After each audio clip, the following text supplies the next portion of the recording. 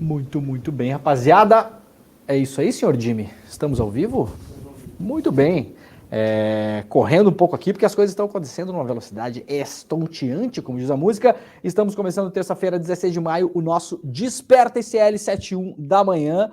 Bem-vindos, bem-vindas, bem-vindos a todos. Deixa eu ajeitar meu ponto aqui, porque teremos vídeo hoje. Tudo bem com vocês, pessoal?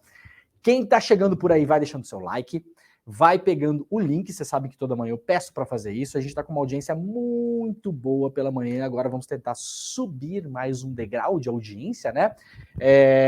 Bem-vindos pessoal que mora fora do Brasil também, nesse horário a gente tem muita gente que mora fora do Brasil por causa do nosso fuso horário, então sempre tem aí, né, Jimmy? O pessoal já deu um alô aí, ontem tinha pessoa dos Estados Unidos, da Itália, da Alemanha, da França, do Japão, né? Já tivemos aqui brasileiros que moram na China.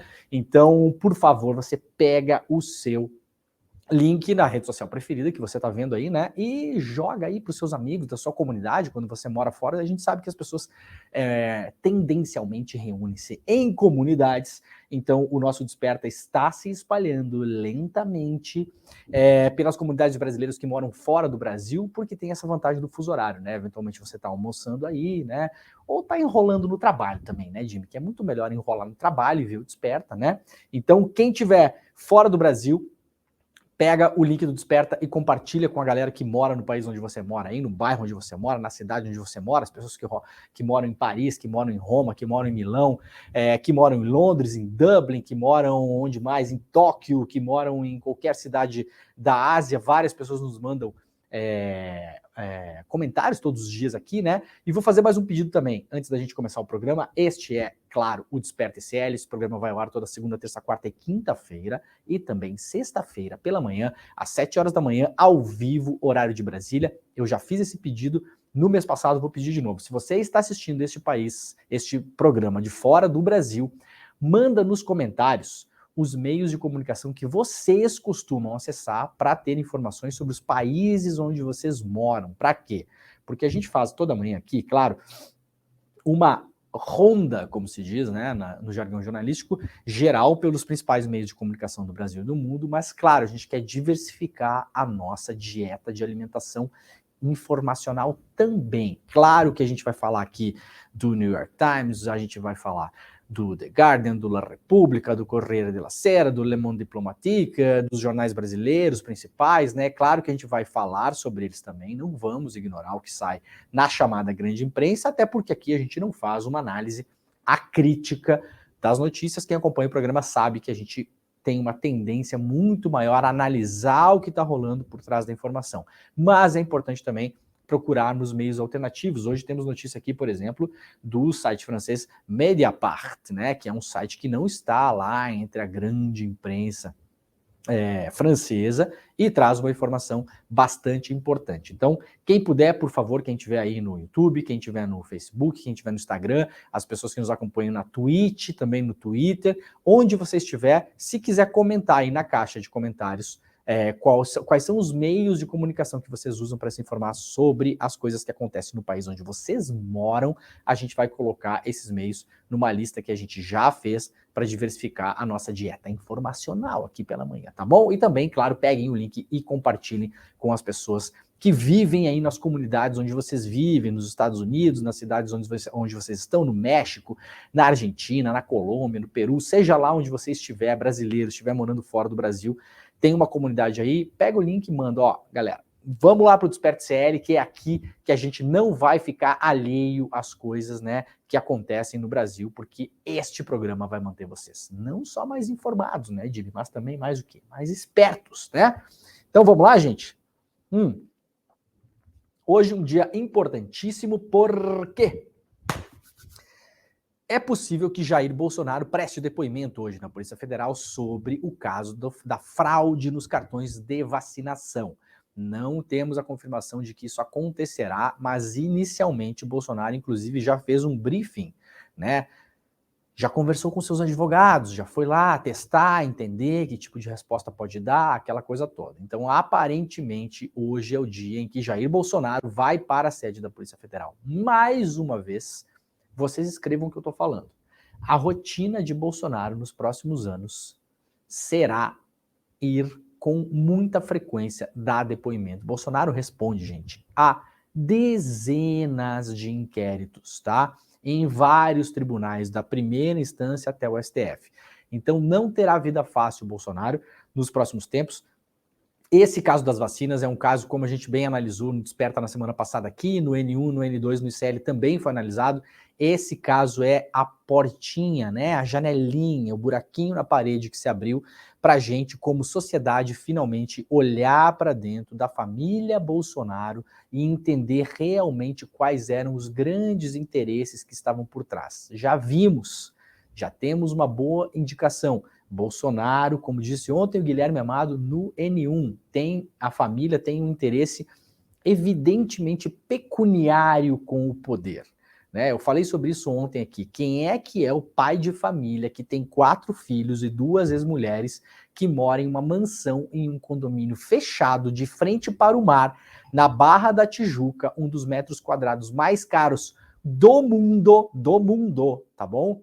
O metro quadrado na cidade do Rio de Janeiro é um dos mais caros do mundo, com um salário de parlamentar, que é um salário que variava aí quando o Bolsonaro era parlamentar, né, deputado federal, entre 30 e 35 mil reais. Eu gostaria mesmo, já fiz essa sugestão para o ICL, fazer um curso de gestão financeira com a família Bolsonaro, porque essa gente faz mágica com o salário. Eu gostaria de saber como eles fazem isso. Sinceramente, é uma dúvida real, acho que poderíamos ter aqui. Próximo lançamento, né?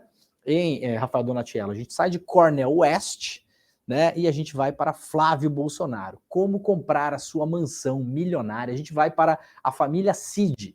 Como comprar uma mansão, uma propriedade, um estate, né, nos Estados Unidos, avaliado aí em 3, 4, 5 milhões de dólares com um salário de tenente-coronel do Exército Brasileiro. É uma mágica incrível que as pessoas fazem, né? O Haddad aí está se debatendo com arcabouço fiscal, é Bolsa Família para cá, né? É Minha Casa Minha Vida para lá. Gente, chama os Bolsonaro para a gente entender como é que eles fazem gestão financeira. É importante para a gente também conseguir prosperar na vida, né? Vamos lá então, manchete do Jornal Brasil 247 hoje. Defesa de Bolsonaro confirma, essa é a grande bomba de hoje, tá, gente? Para além do depoimento do Bolsonaro. Vamos começar com a bomba aqui. Defesa de Bolsonaro confirma a existência de conta do Bolsonaro, do senhor Jair Bolsonaro, nos Estados Unidos. Sim, essa é a manchete do dia, é isso aqui que vai pautar muitas das conversas do dia de hoje. A gente vai colocar um vídeo para vocês, eu vou ler rapidamente aqui o que nos relata o Brasil 247 e vamos colocar um vídeo dos próprios advogados do Bolsonaro confirmando a existência da conta do Bolsonaro e dando as justificativas que levaram o Bolsonaro a abrir essa conta. Lembrando que ter conta no exterior não é ilegal. De todo modo, temos que entender, a partir de agora, qual a procedência desse dinheiro.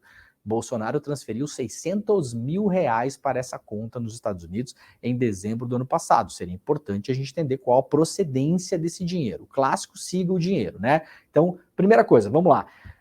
Advogados de Jair Bolsonaro admitiram que o ex-presidente, transferiu 600 mil reais para uma conta bancária internacional, alegando temor, entre aspas, sobre a condução da economia no Brasil. Jair Bolsonaro tem conta nos Estados Unidos e, segundo seus advogados, a decisão de manter a conta no exterior foi tomada por temor sobre os rumos da economia no governo Lula. E seguiu, dizem os advogados, os requisitos legais. A defesa alega que o dinheiro vivo era usado para pagar serviços menores, como manicure, cabeleireiro e padaria. 600 mil reais aí, né? Manicure e essas padarias estão meio caras nos Estados Unidos lá. Vamos lembrar que o Bolsonaro segue recebendo dinheiro como ex-presidente da República e tem ao seu redor uma série de assessores que estão ali legalmente trabalhando. Ex-presidentes têm direitos a isso no Brasil, tá? Chamam-se literalmente de assessores de ex-presidente. São vários, inclusive, alguns deles enrolados nesse escândalo da vacina, que não tomaram, mas que apresentam um certificado como se tivessem tomado. Essas pessoas, quando o Bolsonaro foi para Orlando no final do ano passado, elas foram com ele, causando gastos para o erário, para além de tudo, tá? A declaração dos advogados foi feita em coletiva de imprensa na noite de ontem, segunda-feira, para falar sobre a troca de mensagens entre o ex-ajudante de ordens e braço direito de Bolsonaro, Mauro Cid, e 2 assessoras da ex-primeira-dama Michele Bolsonaro. Na conversa, o tenente-coronel determina que os gastos referentes à família Bolsonaro fossem feitos em dinheiro vivo. Como gosta de dinheiro vivo a família Bolsonaro. Eu começo a entender por que é que eles queriam voto em papel, né? Porque aparentemente essa família só gosta de botar a mão em papel. É um negócio assim sintomático, né? Segundo o advogado e ex-secretário de Comunicação Social, que é hoje advogado do Bolsonaro, né, o Fábio Weingarten, os gastos em dinheiro vivo eram usados para pagar serviços menores, como manicure, cabeleireiro ou gastos em padaria para manutenção da família. Ele afirmou ainda que todo o dinheiro saiu da conta pessoal do ex-presidente e que o cartão corporativo pessoal da presidência sequer teve abertura de senha. Ele também negou qualquer irregularidade em todo o processo e que o motivo para o pagamento em espécie seria para manter a segurança dele e da família. Não entendo exatamente como se dá isso, né? A defesa também admitiu que o presidente enviou cerca de 600 mil reais para uma conta no exterior, aberta em dezembro do ano passado, então, assim, no finalzinho do governo Bolsonaro, né? O motivo apresentado pelos advogados foi que o ex-presidente temeu pela condução da economia brasileira. Aspas do advogado Marcelo Bessa, em entrevista coletiva ontem na sede do PL, o Partido Liberal, que hoje abriga Jair Bolsonaro, o partido lá do Valdemar da Costa Neto, que disse o advogado. Essa transferência ocorreu de uma conta poupança que ele tinha para outra conta identificada no nome do presidente também nos Estados Unidos. Ele fez isso porque acredita que o atual governo não vai conduzir corretamente a economia e ele transferiu para outra conta nos Estados Unidos aberta em dezembro. Todo o dinheiro foi transferido via Banco Central, respeitando as questões legais. Nos bastidores, aqui relata aqui o Brasil 247, a defesa de Jair Bolsonaro teme que o tenente-coronel Cid, né, o braço direito do Bolsonaro, possa fazer declarações contra o ex-presidente. O sentimento entre Cid e familiares é que ele foi abandonado por Bolsonaro, informa uma reportagem do Correio Brasiliense. Vamos lá, Jimmy, vamos colocar então o vídeo dos advogados do Bolsonaro contando essa história, e depois eu quero fazer alguns comentários rápidos aqui antes da gente seguir para as próximas notícias do dia. Bora lá! Foi divulgado a existência de uma transferência por parte do senhor presidente da República para a abertura de uma conta corrente nos Estados Unidos da América. Essa transferência ocorreu na conta do presidente, de uma poupança que ele tinha, via Banco Central, para uma conta também identificada em nome do presidente nos Estados Unidos. E por que ele fez isso? Porque ele acredita que o atual governo efetivamente não vai conseguir conduzir devidamente a economia e que, então, a melhor poupança para ele e para a família dele seria remeter esse dinheiro para os Estados Unidos e tirar o dinheiro do Brasil. É simplesmente assim. Todo o dinheiro teve trânsito pelo Banco Central, devidamente registrado, obedecidos todos os marcos legais. Muito bem. Bom, ouvimos aí os advogados do Bolsonaro, né? Agora, qual é a grande questão desse dinheiro? É como eu falei antes aqui, origem, né? A grande questão dos dinheiros da família Bolsonaro é a origem. Na semana passada, nós vimos também que o Ministério Público Estadual no Rio de Janeiro apontou uma outra pessoa que seria ainda um outro tesoureiro da família Bolsonaro, esse ligado aos gabinetes do Carlos Bolsonaro, que recebeu na sua conta pessoal mais de 2 milhões de reais no que os investigadores apontam como indícios de rachadinha. Rachadinha o que é, gente? É roubar dinheiro público, tá? Esse nome é bonitinho, né? Parece um nome, uma coisa menor assim, mas vamos lembrar que os gabinetes da família Bolsonaro, todos eles, é uma família que se formou dentro da política, todos eles têm fortíssimas suspeitas de rachadinha. Você tem lá, você pode contratar os seus assessores, né? Cada parlamentar e cada casa legislativa tem um número de assessores para contratar, mas a grande suspeita é que, por exemplo, você pode contratar 20 assessores, você contrata 3 ou 4 para de fato trabalharem para você, e todos os outros são funcionários fantasmas, que batem ponto de vez em quando ou nunca.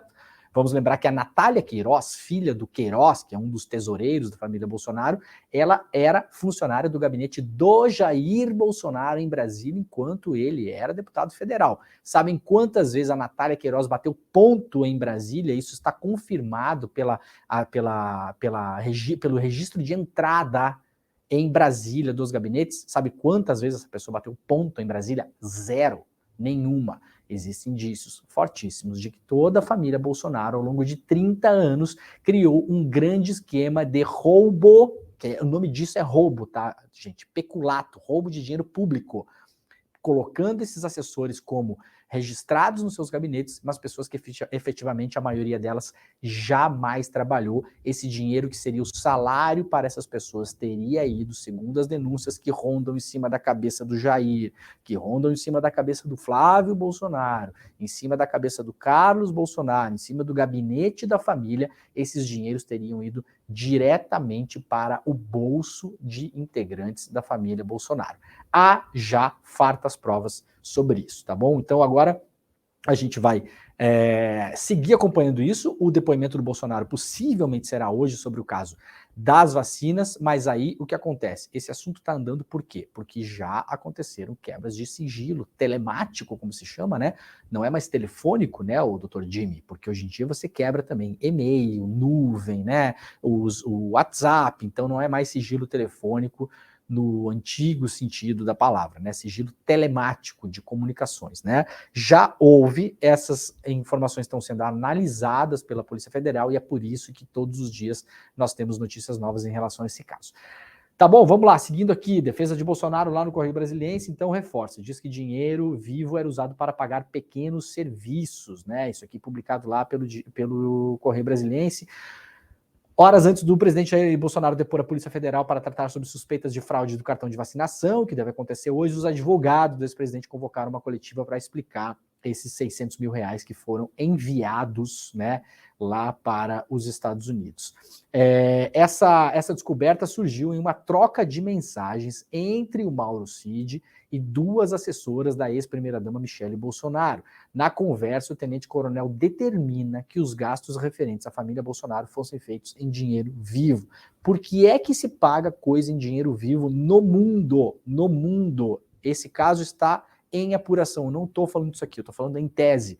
No mundo, por que se paga coisa em dinheiro vivo? Porque dinheiro vivo não deixa rastro, nem de procedência, nem de finalidade. Esse é o motivo pelo qual várias organizações mafiosas do mundo, se você for estudar Cosa Nostra, Camorra, Sacra Corona Unita, Ndrangheta, Yakuza, máfia nigeriana, se você for PCC, né? Se você for estudar a máfia, todas as máfias no mundo todo, há uma predileção enorme por pagar contas em dinheiro vivo.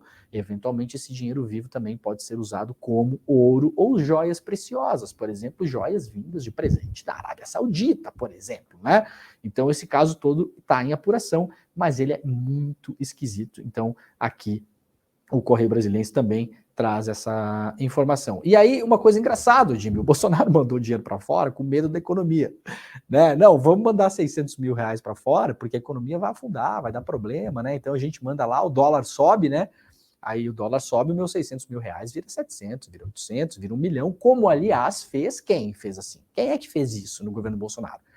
Paulo Guedes, né? A gente não vamos esquecer disso, né? Paulo Guedes, lá no começo do governo Bolsonaro, mandou vários milhões de reais para fora do Brasil, e enquanto ele era ministro da Economia, o real só desvalorizou, o dólar só subiu de preço, e Paulo Guedes viu a sua fortuna aumentar no exterior em relação ao câmbio, né? Se o Bolsonaro tinha essa mesma ideia, eu acho que o negócio não deu muito certo.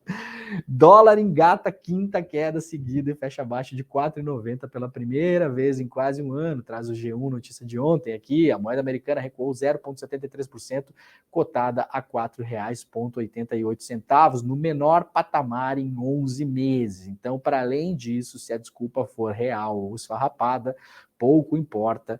O dólar fechou a sessão de segunda-feira em queda, acompanhando o bom humor do mercado em relação ao noticiário envolvendo a dívida dos Estados Unidos. Então, se a ideia era se proteger da economia horrível do Brasil, que ia dar tudo certo, né, que ia botar lá fora, que ia ganhar dinheiro com o dólar, na verdade, estamos na menor cotação do dólar no último ano. Deu errado também essa desculpa, né? E como é que vai ficar para o futuro? Vamos lembrar aí, ô Jair, caso o senhor tenha a intenção de mandar mais dinheiro para fora, com medo da economia, se o senhor for lá para o site da Bloomberg Linha, você vai ver que o dólar pode perder mais força ante o real este ano. Esta é a aposta da vez dos fundos globais. Vamos descontar também que essa gente aqui erra mais projeção de dólar do que se vai chover ou se vai fazer sol, né? Às vezes erra errando e às vezes erra querendo errar também, né? Alguns dos maiores investidores institucionais do mundo estão apostando em moedas de mercados emergentes como o Brasil para superar seus pares de nações ricas, à medida que o aperto monetário se aproxima do fim. O crescimento desacelera e crescem apelos por um dólar mais fraco. Então isso aqui, a Bloomberg Linha traz algumas projeções de alguns gestores de fundos internacionais aí dizendo, viu, Jair, que a tendência é que o dólar se desvalorize ainda mais. Então aqui não deu muito certo esse negócio de mandar dinheiro para fora do Brasil, tá? Seguindo aqui, vamos ver o que tem na capa da revista Fórum hoje de manhã. Michele Bolsonaro será intimada pela Polícia Federal a depor sobre o esquema com Mauro Cid. Vamos entrar nessa notícia daqui a pouquinho, tá? Outra notícia na capa da Fórum. Suposta conta de Bolsonaro no exterior entra na mira da PF. Aqui a manchete da revista Fórum é uma manchete de ontem ainda, possivelmente porque está desatualizada. A conta não é mais suposta, né? Os advogados do Bolsonaro, como nós vimos aqui no vídeo, admitiram a existência da conta. Então não supomos mais que Bolsonaro tem uma conta nos Estados Unidos. Ele de fato tem e admitiu que tem. Os seus advogados admitiram a existência da conta, tá? Vamos lá então, vamos clicar aqui na manchete da revista Fórum sobre a Michele Bolsonaro.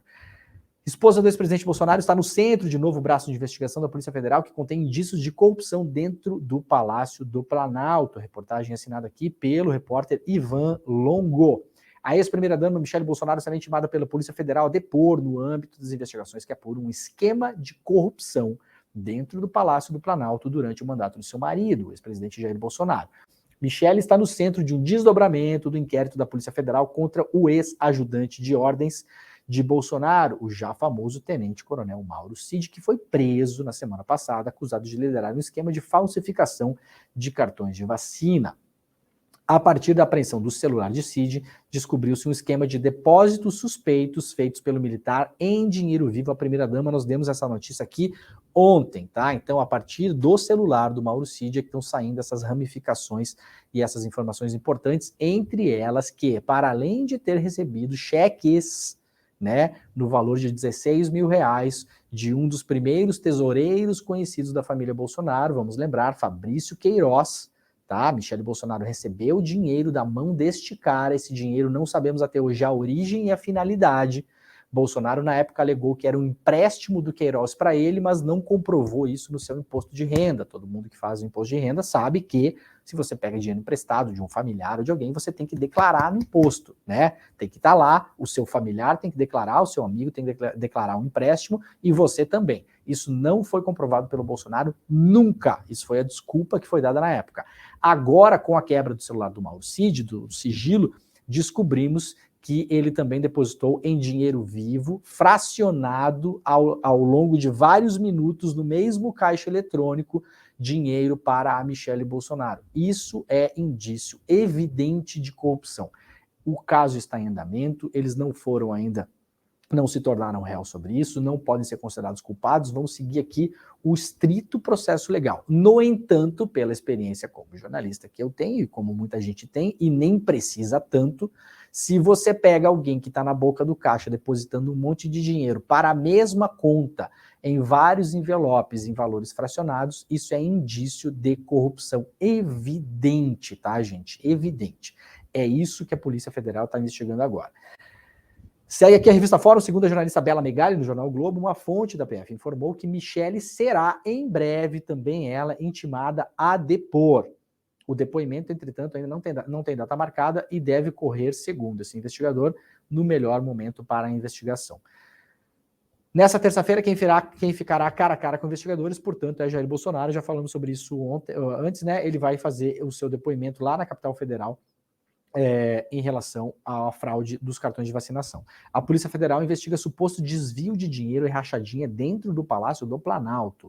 A última descoberta dos investigadores nesse sentido dá conta de uma série de depósitos em dinheiro vivo feito por Mauro Cid, a primeira-dama Michele Bolsonaro. Então tá aqui, tá tudo organizado, isso aqui vinha de um esquema possivelmente feito lá na Companhia do Desenvolvimento dos Vales do São Francisco e Paraíba, a Codevasf. Quem acompanhou o orçamento secreto e CPI da Covid no ano passado vai lembrar da Codevasf, né? Cadê ela aqui? A Codevasf tá aqui, ó, tá?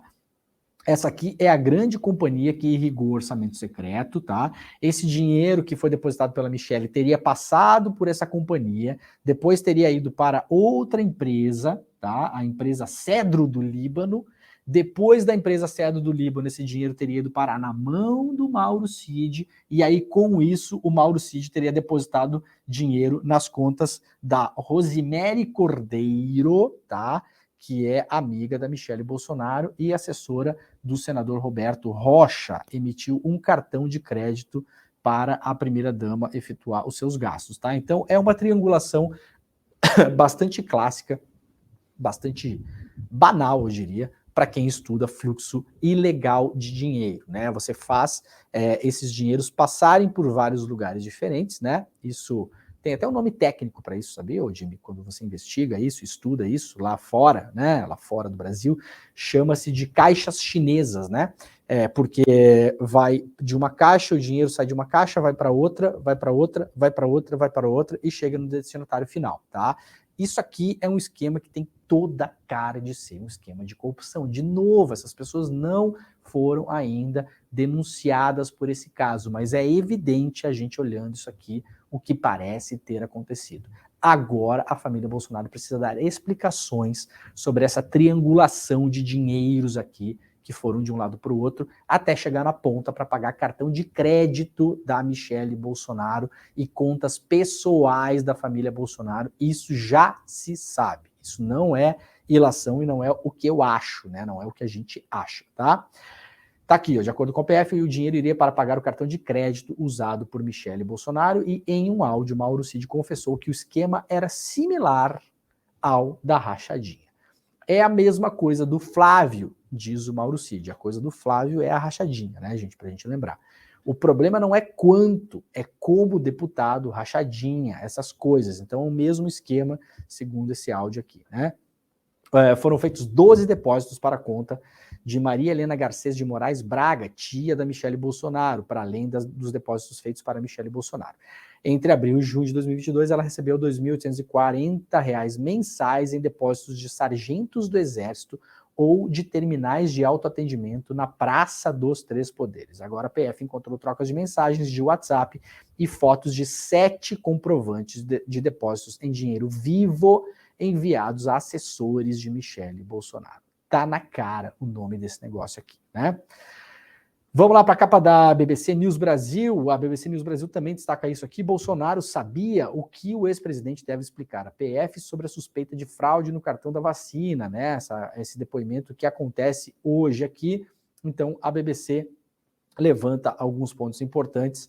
O principal deles, óbvio, é se o Bolsonaro sabia do esquema de falsificação do qual ele foi beneficiado. Vamos lembrar disso, tá? O que mais temos de destaque na capa da BBC Brasil aqui? Como o STF pode regular plataformas digitais após o impasse do PL das fake news. A gente está ainda nesse debate, né? Um debate bastante importante e que saiu da Câmara, porque o PL 2630, por enquanto, está em suspenso, e isso está sendo tocado pelo Supremo Tribunal Federal, o que nem sempre é o melhor caminho nesses casos. É melhor a gente ter uma legislação óbvia sobre o que acontece, né? Inclusive para as plataformas, mas as plataformas assim não entenderam. Vamos lá para a capa do jornal O Globo de hoje. Claro que também tem o depoimento do Bolsonaro na manchete principal. Bolsonaro depõe hoje à Polícia Federal. Saiba o que ele terá de responder sobre a fraude em cartões da vacina.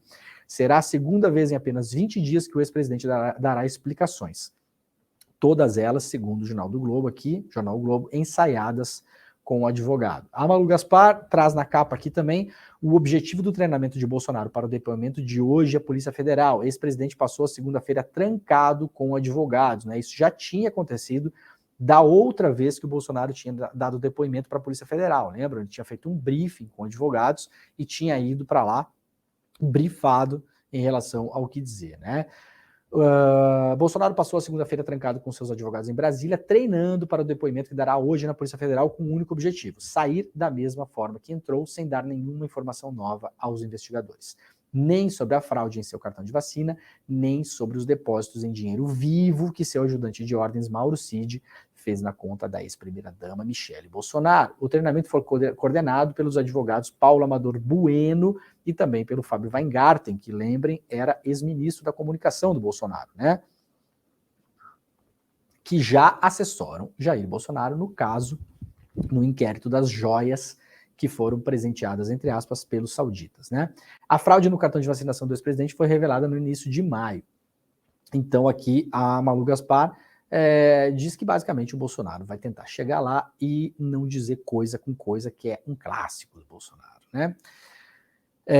Bela Megali também, uma manchete aqui no Jornal Globo relativa à manchete principal. Mauro Cid, o homem-bomba. Como o Bolsonaro avalia o potencial explosivo do depoimento do ajudante de ordens à Polícia Federal. Em alerta, desde que o Mauro Cid trocou de advogado, Bolsonaro e seu entorno avaliam que o ex-ajudante de ordens está sob controle e não será um, aspas, homem-bomba no depoimento que prestará esta semana à Polícia Federal. O coronel, que será ouvido na quinta-feira no inquérito sobre a falsificação dos cartões de vacina, tem sido monitorado por interlocutores do clã Bolsonaro. Que medo, né?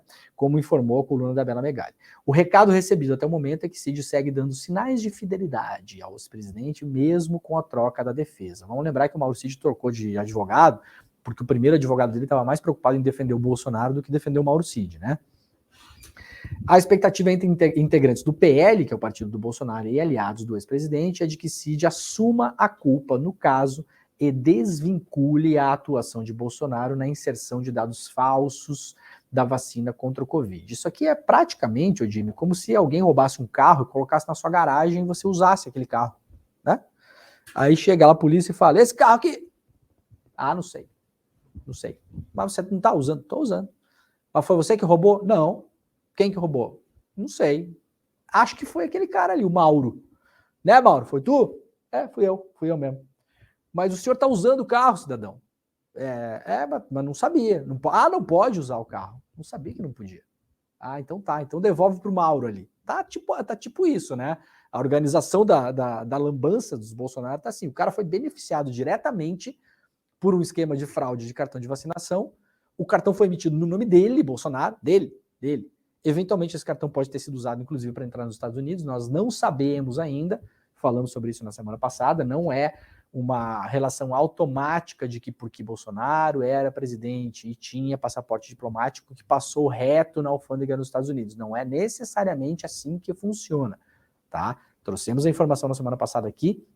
Inclusive, lemos o tratado internacional que organiza essas relações internacionais e esse entra e sai de passaportes diplomáticos dos países no tratado internacional, nesses pactos internacionais, não está escrito expressamente em lugar nenhum que essas pessoas estão isentas de controle sanitário. Isso depende de país a país e depende principalmente da alfândega local. Se você é um diplomata hoje e viaja para um país que exige uma vacina contra a febre amarela, sei lá o quê, se você chegar lá e não tiver vacinado, mesmo sendo diplomata, mesmo com passaporte diplomático, mesmo em missão oficial, você pode sim ser barrado de entrar no país, tá? É assim que a coisa funciona. Então, não é automático que Bolsonaro pode alegar que não precisava desse cartão para entrar nos Estados Unidos. Não é assim que a coisa funciona necessariamente. As investigações dos Estados Unidos ainda não chegaram ao Brasil para a gente entender se na entrada ele precisou apresentar o cartão ou não, ou se precisou usar o cartão lá dentro dos Estados Unidos. Então a gente tem que esperar para ver o que estava acontecendo, mas é evidente que o Bolsonaro foi beneficiado por isso, porque tem um cartão de vacinação emitido no nome dele, né? Esse carro não é meu, não fui eu que roubei. Ah, tá bom. O senhor está usando por quê? Ah, não sei. Fala com o Cid aí.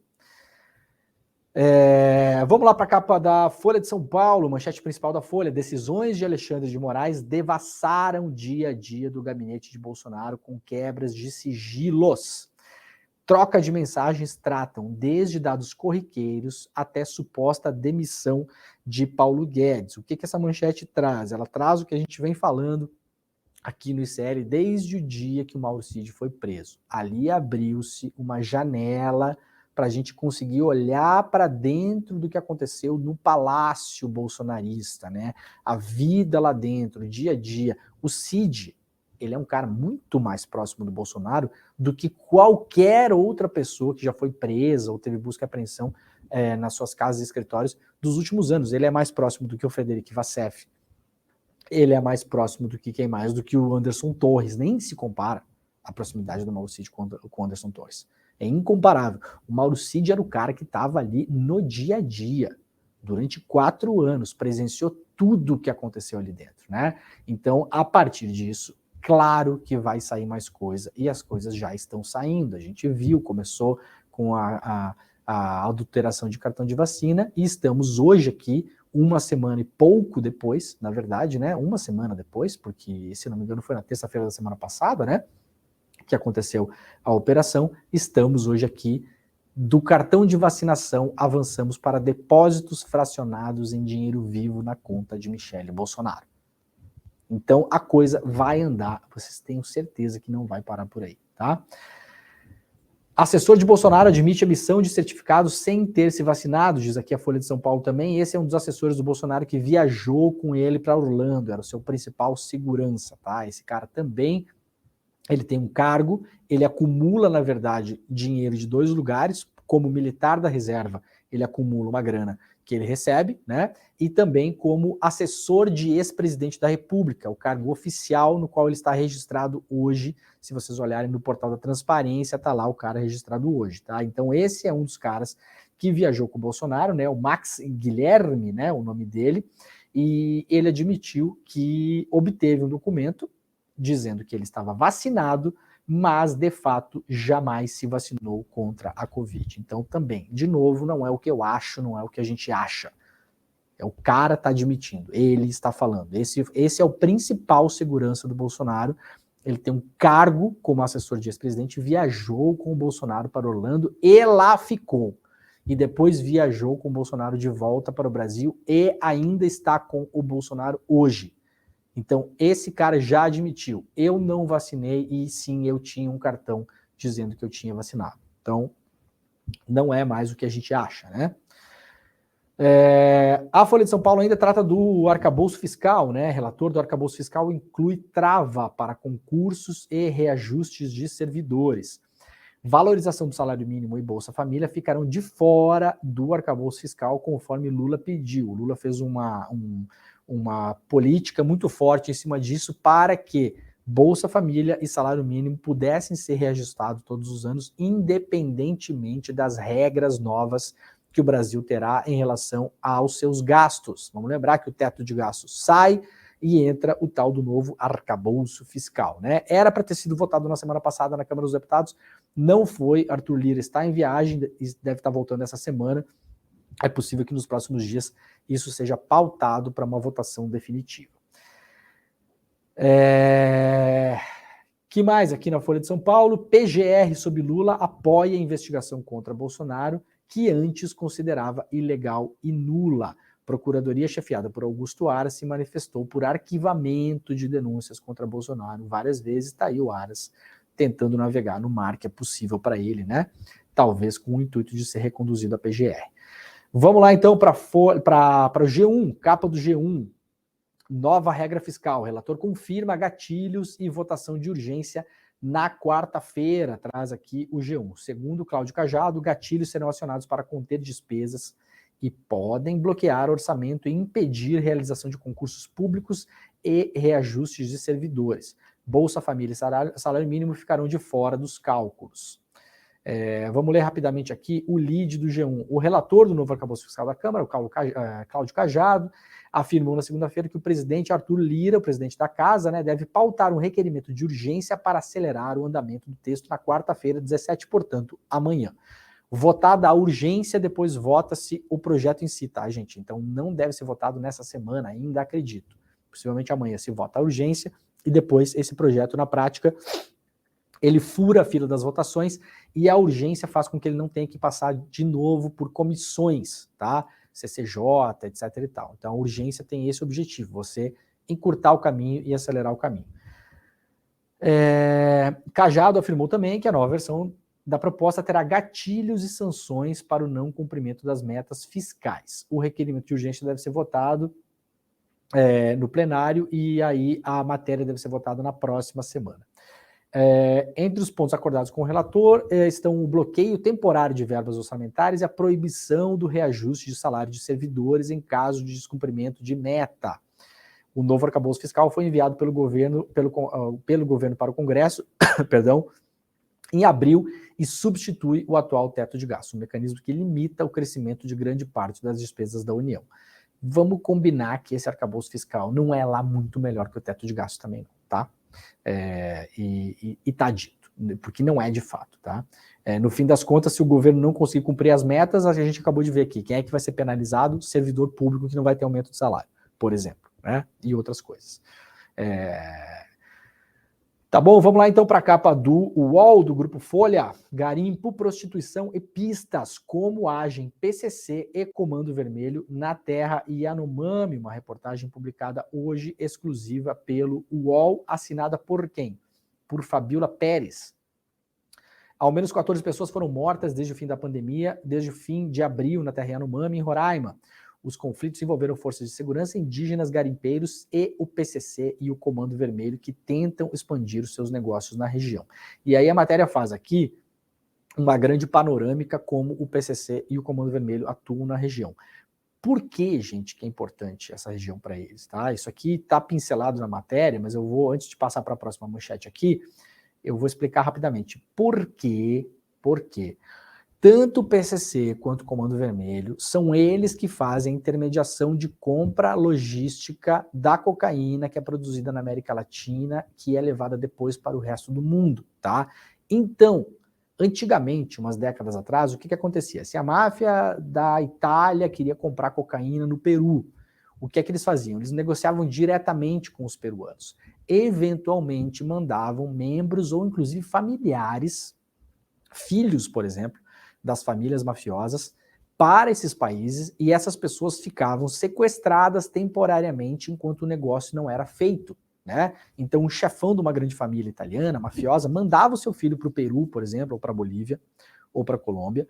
Esse filho ficava lá, sequestrado de fato, tá? E enquanto isso o negócio era feito, o dinheiro era mandado para algum paraíso fiscal, e aí os próprios países produtores, os traficantes locais, cuidavam para que a cocaína basicamente fosse transportada, nesse caso, para a Itália, né? A Itália tem alguns portos preferenciais para receber essa cocaína, entre eles o porto de Gioia Tauro, que fica na Calábria, que é um porto organizado e cuidado pela máfia, isso é sabido no país, tá?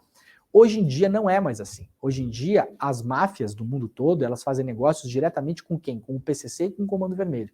Então, o PCC e o Comando Vermelho, que conversam com os produtores de cocaína nos países andinos. O PCC, inclusive, planta maconha no Paraguai, faz a gestão de lavouras de maconha no Paraguai, e aí são PCC e Comando Vermelho que fazem o transporte e a negociação. Então, eles são uma espécie de intermediadores do grande tráfico global. Então, o garimpo, prestem atenção, o garimpo na Amazônia, sobretudo e principalmente, e na verdade exclusivamente o garimpo ilegal na Amazônia, beneficia o PCC e o Comando Vermelho. Por quê? Porque eles usam essas áreas como bases e pistas de pouso, tá? Então, se alguém vai lá na terra Yanomami e abre um garimpo artesanal, como o Bolsonaro queria, que tinha feito inclusive por decreto, o PCC e o Comando Vermelho vão conseguir usar aquela área para reabastecer a aeronave, para estocar comida, para troca de piloto, para estocar produto também, né, gasolina, vários produtos que são usados para o refino da cocaína, e também estocar a cocaína em si, né, conseguem levar de uma pista para outra dentro da Amazônia e depois usar um transporte marítimo, geralmente está sendo transportado por submarinos, né, eles estão construindo submarinos para transportar cocaína, ou por embarcações legais, esses grandes barcos que transportam produtos, né, acaba se subornando alguém em algum porto e essa mercadoria vai embora do Brasil. Então, o garimpo, para além dele ser deletério para a natureza em si, ele beneficia diretamente esses grupos criminosos que dependem de pistas de pouso e de bases sólidas e conhecidas na Amazônia para fazer os seus negócios, tá? Reportagem do UOL fala um pouco sobre isso e fala também sobre outras coisas mais. Ainda aqui na capa do UOL, sem meta fiscal, reajuste de servidores públicos e concursos serão vetados por 2 anos. Outra manchete aqui, decisão de Moraes devassa o dia a dia do gabinete de Bolsonaro. Isso aqui é uma manchete compartilhada com a Folha. Para quem não sabe, o UOL e Folha são do mesmo grupo econômico, né? Lá do grupo do Banco PagSeguro, né? Então é um grande esquema financeiro, né? O UOL, esquema no sentido, né? É um grande empreendimento financeiro, o UOL e grupo Folha, tá?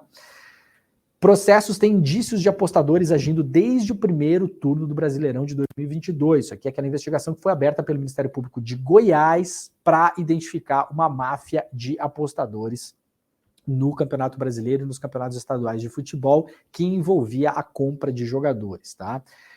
Então também o UOL traz destaque para isso, lembrando que esse ano nós teremos uma CPI sobre esse caso. Vamos lá, destaque da manchete hoje do Diário do Centro do Mundo. PGR defende que redes sociais não precisam controlar seus usuários. De novo aqui, nós temos uma extrapolação, porque o PL das fake news, assim chamado, PL 2630, não foi votado enquanto ele está em banho-maria, enquanto as discussões de bastidores acontecem, enquanto esse PL é reformulado, enquanto a gente espera um tempo até ele ser voltar à pauta e eventualmente ser votado, quem está se mexendo? O Supremo Tribunal Federal e a PGR, tá? Isso é bom? Não, não é bom. É o pior caminho, vocês podem ter certeza disso. É onde traz mais insegurança, na verdade, né? Porque nem STF e nem PGR vão criar legislação, né? Vão tomar decisões pontuais. E isso é um caminho muito pior do que a gente ter uma legislação específica para isso, tá? A Procuradoria-Geral da República defendeu que as redes sociais não são responsáveis pelo que é publicado por usuários, mas que é dever delas remover imediatamente conteúdos que violem direitos fundamentais. O que é contrassensual. Porque se elas não são responsáveis, elas não têm o dever de remover nada. Entende quando o debate é feito por pessoas que não são especialistas e que estão simplesmente surfando no assunto do momento e querendo interferir nele, por motivos eventualmente mais ou menos nobres, não sabemos? Eu vou ler de novo a frase. A PGR defendeu que as redes sociais não são responsáveis pelo que é publicado pelas pessoas. Não são, diz a PGR, tá? Isso aqui não é decisão definitiva, isso aqui é a opinião da PGR por enquanto, tá, gente? Então, o que a PGR falou? Que as redes sociais não são responsáveis pelo que é publicado por seus usuários. Ponto. Mas que é dever delas remover imediatamente conteúdos que violem direitos fundamentais. Então elas são. Né? Será que está muito cedo e eu não estou conseguindo raciocinar direito? Ou elas são, ou elas não são. As duas coisas não dá. A gente tem que definir como elas são responsáveis. Essa é a grande discussão do PL 2630. E aí você empurra o PL e aí começa a acontecer essa lambança aqui, né?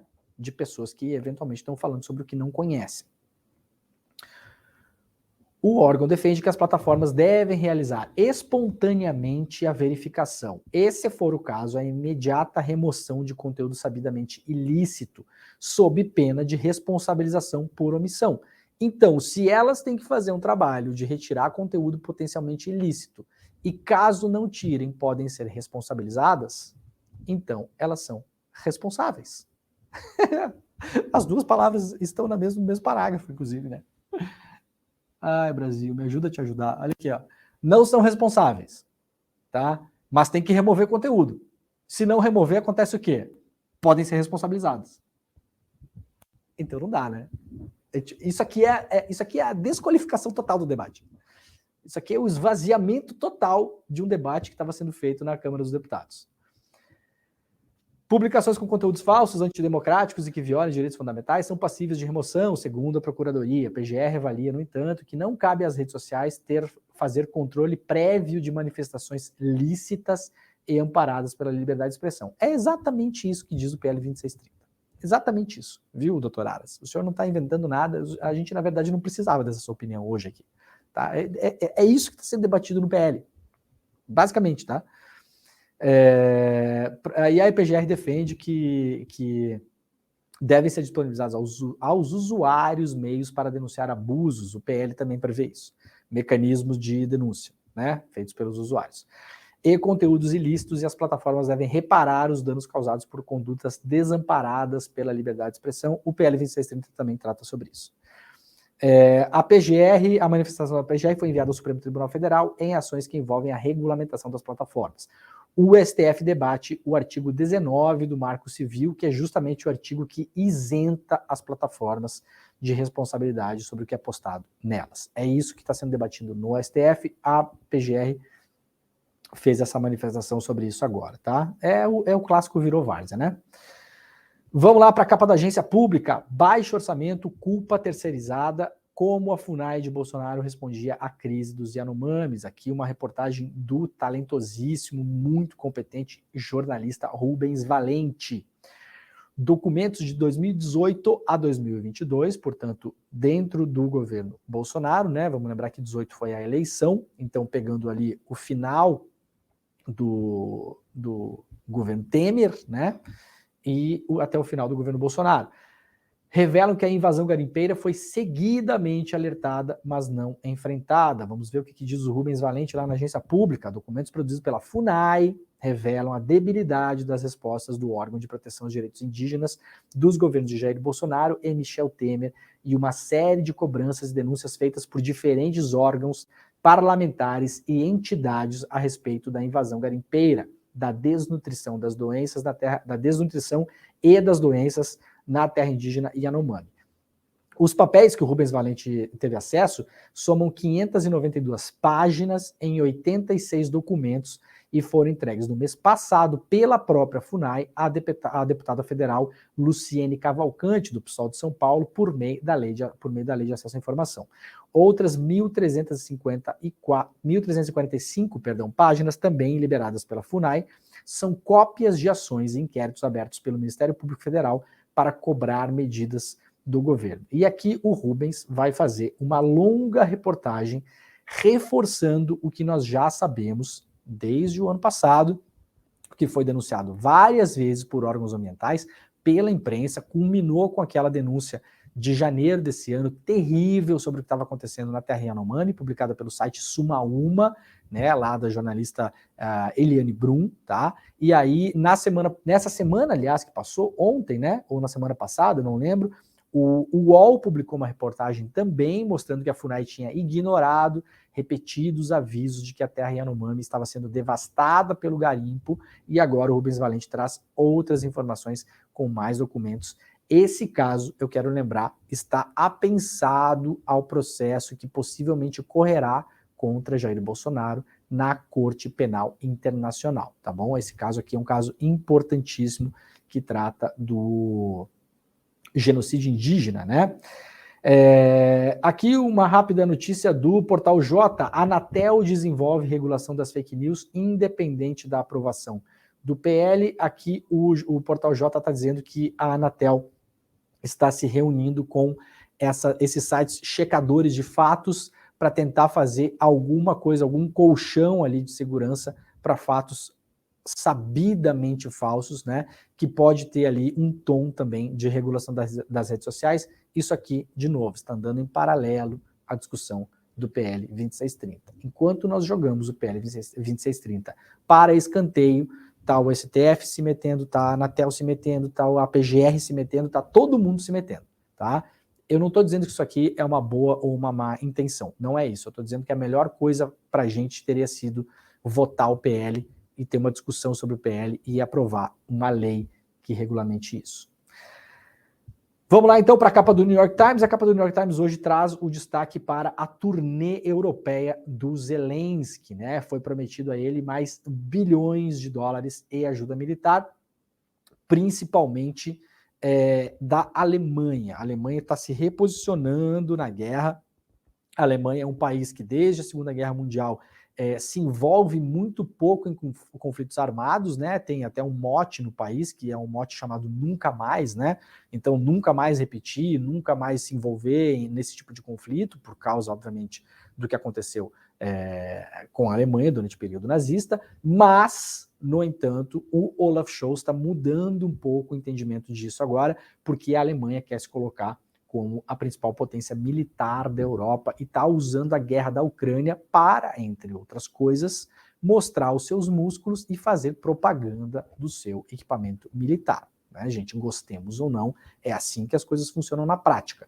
Essa semana o Zelensky foi para a Alemanha e o governo alemão soltou um vídeo de um tanque Leopard, que é um tanque alemão, sendo carregado em um caminhão, enquanto Zelensky e Olaf Scholz olhavam maravilhados para aquela máquina de guerra. Tá? Então, no fim das contas, há também, obviamente, uma campanha de marketing das Forças Armadas da Alemanha e de outros países usando a guerra da Ucrânia como pretexto. Tá? Isso a gente não pode ignorar e de fato acontece. Lá na Bloomberg Line, uma notícia de economia, XP lucra 796 milhões no primeiro trimestre e supera a projeção. Eu achei curioso isso aqui e eu vou mostrar para vocês por um simples motivo, tá? A XP bateu a sua meta, né? No trimestre, 2% acima do apurado no quarto trimestre de 2022, né? O resultado veio acima do estimado pelos economistas da Bloomberg, as ações subiram 1,5%, aquela coisa toda. Então a XP vem com uma notícia excelente, né? Olha, batemos a meta, subimos, a ação subiu, veio acima da meta do mercado, barará, barará, barará. 2 detalhes importantes.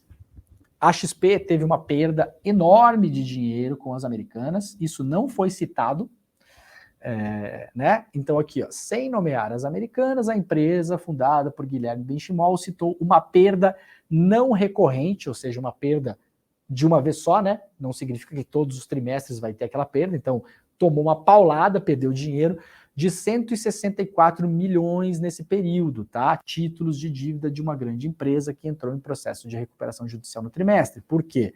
Porque a XP estava exposta às ações das americanas. O que é que a XP fez para bater a meta, então? Já que a XP perdeu 164 milhões com o escândalo das americanas. Sabe o que a XP fez para bater a meta, meus consagrados? Sabe o quê? Demitiu pessoas. Claro. O que você faz quando você quer cortar custo? Manda as pessoas embora. Então, os bilionários das americanas, olha aqui o que eles estão fazendo, né? Aqui o Lehman, Sicupira, aqui, ó, né? Herman Telles, olha aqui o reflexo do que vocês fizeram nas americanas. O resultado na XP, segundo a companhia, reflete o impacto do processo de transformação das iniciativas de eficiência implementados. O que são iniciativas de eficiência? Demissão de quase 1.000 funcionários no primeiro trimestre, ficando com 6 mil pessoas empregadas. Perdeu dinheiro com os americanos? Faz o quê? Manda 1.000 pessoas embora que resolve o seu problema. É assim que as coisas funcionam na vida real, né? Tá bom, gente? Então é isso, ó. A gente ficou para trás de alguns assuntos aqui que eu vou deixar para amanhã. Vamos ler um rapidinho aqui. Falta 2 minutos para acabar o programa. O site francês Mediapart, lá na França, identificou por meio de documentos secretos que a Florence Parly, que foi ministra da Defesa da França, foi espionada pelo site Pegasus. Esse site é um site fabricado por uma empresa israelense chamada NSO, software, né? Esse software era o software que os Bolsonaro queriam comprar para usar no Brasil, o site Pegasus, tá? É um site extremamente eficiente de espionagem, é um site que não depende que você faça alguma ação no seu celular, né? Você clicar em algum link, alguma ação de phishing, como se chama, né? Você recebe um SMS dizendo que é para ver a sua tarifa do banco, ou que você ganhou um sorteio. Aí você vai lá, clica e você infecta o seu celular ou o seu computador, por exemplo. O Pegasus não depende dessa ação. Ele consegue fazer espionagem sem que o usuário do aparelho tome nenhum tipo de iniciativa. Então, o Mediapart está dizendo aqui que várias pessoas na França foram espionadas, inclusive a Florence Parly, que é a ex-ministra da Defesa da França, tá? Então é isso, gente. Deixamos umas coisinhas para trás, vamos voltar a falar nisso amanhã, porque amanhã tem mais Desperta. Nós estamos ao vivo todos os dias às 7 horas da manhã, horário de Brasília, segunda, terça, quarta, quinta e sexta-feira. Você que acompanhou este programa, por gentileza, deixa seu like, inscreva-se nos canais do ICL ou do Eduardo Moreira, principalmente no YouTube, né? Que é onde a gente está focando nossos esforços ali, mas também se você está lá no Facebook, no Instagram, no Twitter, na Twitch, pode ficar por aí também, não tem problema nenhum. A gente faz a transmissão em multicanais, então dá para todo mundo acompanhar no seu aplicativo preferido numa boa. E pegue o link agora do N1, tá bom? Do ICL Notícias, primeira edição, que está começando neste exato momento. O link está no nosso chat. Muito obrigado a todo mundo. Nós voltamos amanhã às 7 horas da manhã e tchau!